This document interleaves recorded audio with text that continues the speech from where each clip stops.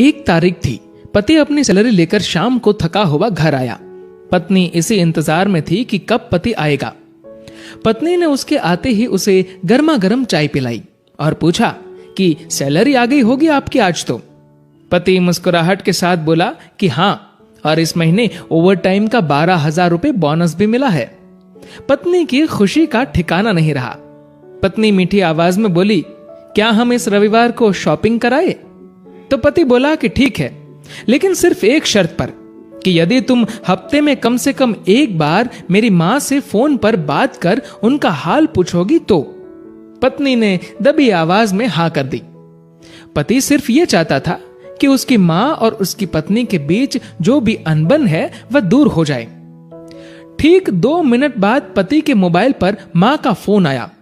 उधर से मां बोली, कैसे हो बेटा? बेटा बोला, मां मैं ठीक हूं। मां ने सबका हालचाल पूछा तो पत्नी इधर मुंह बनाकर मन में सोच रही थी कि 1 तारीख है, अभी सैलरी आई है, इसलिए फोन करके पैसे मंगवाना चाहती है, लेकिन मैं 1 पैसा भी नहीं देने दूंगी इस बार तो। उधर मां बोली, बेटा थोड़ी मदद चाहिए। तो बेटा बोला, बोलिए मां, क्या हुआ मां? बोली, बेटा इस महीने 5,000 रुपए मिल सकते हैं क्या? पति हर काम अपनी पत्नी से पूछकर ही करता था। उसने ये बात अपनी पत्नी से पूछी तो पत्नी बोली कि बोल दो कि अभी सैलरी नहीं आई है। बेटे ने मां से कहा कि मां अभी सैलरी आने में टाइम है। मां बोली, बेटा कैसे भी करके भिजवा दो प्लीज, हॉस्पिटल में इलाज के लिए चाहिए। पति ने यह बात पत्नी से दोहराई। पत्नी बोली, मां से बोल दो कि सरकारी हॉस्पिटल में इलाज करवा ले। पति ने मां को यही सलाह दी तो मां बोली, बेटा उधर इलाज सही से नहीं होता और वह ध्यान भी नहीं रखते।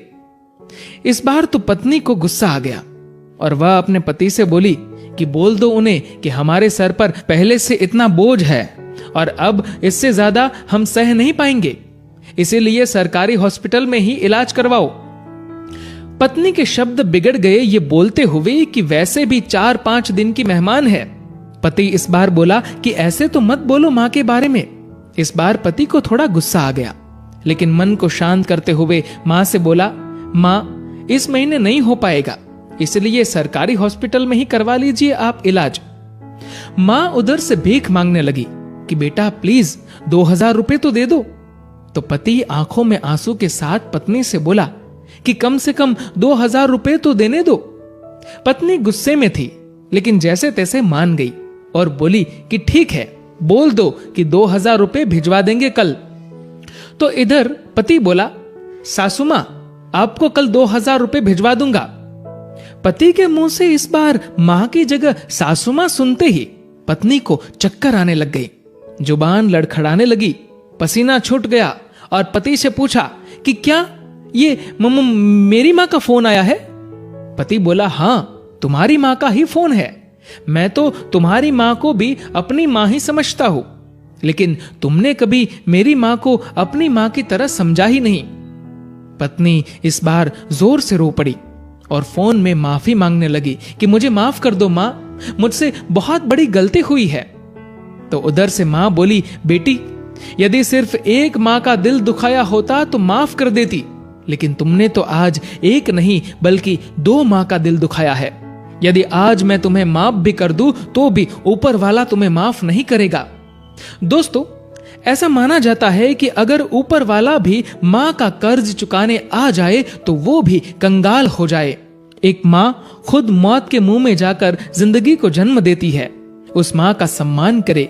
मां तो मां होती है, उसको मरने से पहले जीते जी ना मारे।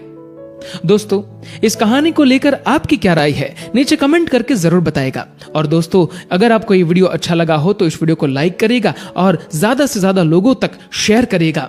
और दोस्तों, ऐसे ही और भी इंस्पिरेशनल वीडियोस के लिए सब्सक्राइब करें हमारे यूट्यूब चैनल को और फेसबुक पर फॉलो करें हमारे पेज को। धन्यवाद।